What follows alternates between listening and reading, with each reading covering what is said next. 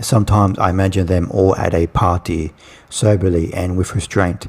Brazilian-German director Daniela Magnari Hula reconstructs the attempted femicide she survived 14 years before. Intense conversations with people from her past provide an external perspective on an act subjectively and objectively impossible to grasp.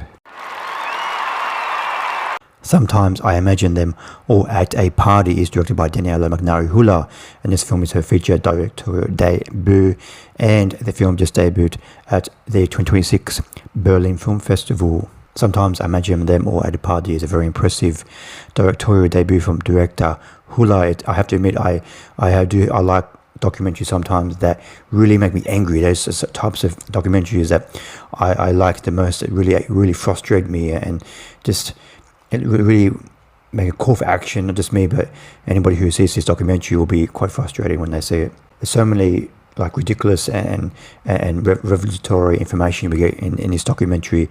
The director Hula, she interviews a whole range of people in this film. She interviews her teachers from when she was in school. She interviews police officers who were involved with her attack, and lawyers and doctors.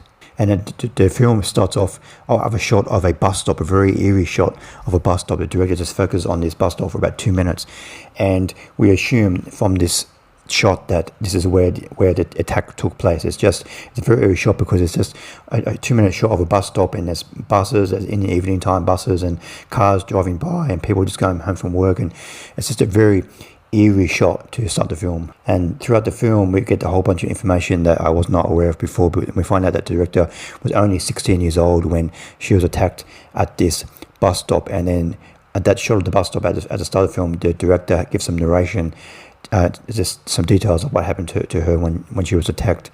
And then later on in the film we find out that she was, because I assumed that she was attacked by some random man at this bus stop, but we find out that she was attacked by a fellow student in her class.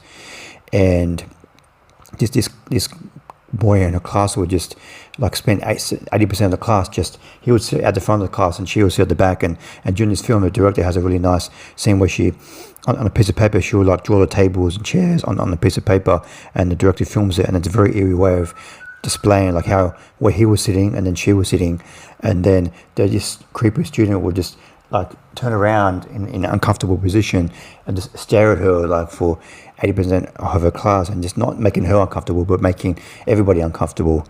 And this behavior led to like stalking and jealousy and rejection, and eventually this boy would send messages to her on social media, threatening messages, I'm going to kill you, I'm going to rape you. And then eventually the director Hula had to tell her parents, and the police had to file a police report against the boy.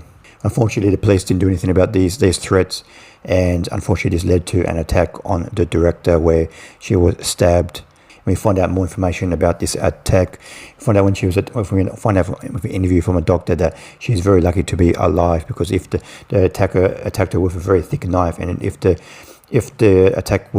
stabbing was just a little bit to the left or a little bit to the right, she would have been attacked in very vital organs, and she would have been killed, or she would have passed away before the ambulance came. So she's very lucky to be alive. And we find out that when she was attacked at this bus stop, that there were people in the distance, and she managed to fight off the attacker. And then she walked to these people. There's 3 people. There's 2 men, I guess, waiting for a bus or going home from work. And these 2 men are just like, go away, like go there. We don't want anything to do with you. And there's another woman who was a little bit further away who overheard this conversation, and she just walked away and ignored. So it's very like made me angry just to think that we live in a world where someone's been attacked like this, and there are people out there who are unwilling to help her. The director had to walk like 10-15 minutes to her home when she's nearly dying just to get help from an ambulance. I think the main strength of this film is the director interviews a whole range of people in this film, and the director says at the start of the film that she wants this documentary to be like a document, because before she gets too old and then her memory fades of this incident, she wants to make a document of this incident and just kind of like explore her feelings, how she feels about it now and how she is now compared to then. And when she's interviewing a whole bunch of people in this film, all these people remember this incident vividly, even though they're doctors and lawyers and teachers who meet a whole range of different people in their life. They still vividly remember this incident, and it's really affected their lives. And even to this day, they think about this incident and think about the director Hula every day of their life. And it's just it was such a healing and sobering way for them to heal from this incident, being interviewed by the director in his film. And the director asks a lot of tough questions in this film. She asks one of her school teachers from like why this boy had a police report made about him. He's obviously doing creepy behavior, jealousy and stalking behavior. Why was nothing ever done about this incident? And also the director went back to school after this incident. The director, when she went out of hospital, she went back to school after 3 weeks, and everybody treated her a little bit differently, and all the teachers like just pretended like it never happened. And she asked the teacher why wasn't anything done to make sure this never happened again. Like it's bad that it happened to me, but why are we just like pretending like it never happened? So she asks a lot of tough questions in this film.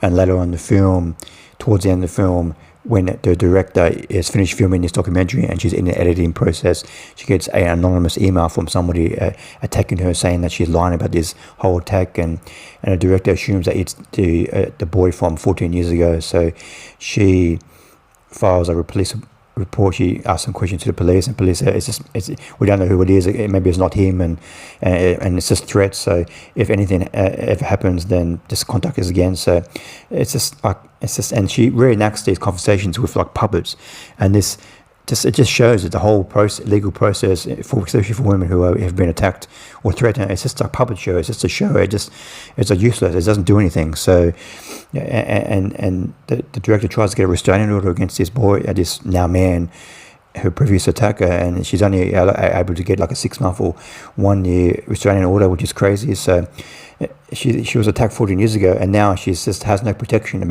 against being attacked by the same person. So it's just so makes you so angry and crazy when you watch this film. After this attack, and she recovered and finished school, she went to Brazil for 1 year, I guess, just to get away from her country.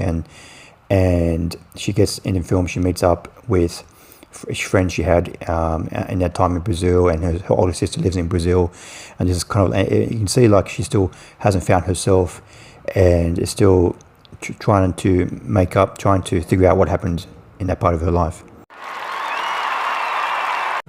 Sometimes I Imagine Them All at a Party 4.5 stars out of 5. I highly recommend checking out this documentary. It raises so many tough questions. It make you angry, it's infuriating, and the way the director, it kind of like unfolds like a true crime documentary, where it's just the way she interviews people and the way she unfolds certain information as the film goes on, it's so compelling and just raises so many questions that just unfortunately are not able to be answered in this film, but hopefully it will get some topics and questions raised throughout the future, and hopefully something can be done about some of the things that are happening in this film. Thanks for watching. What do you think about Sometimes I Imagine Them All at a Party? Please comment below what you thought of the film. See you next time. Bye.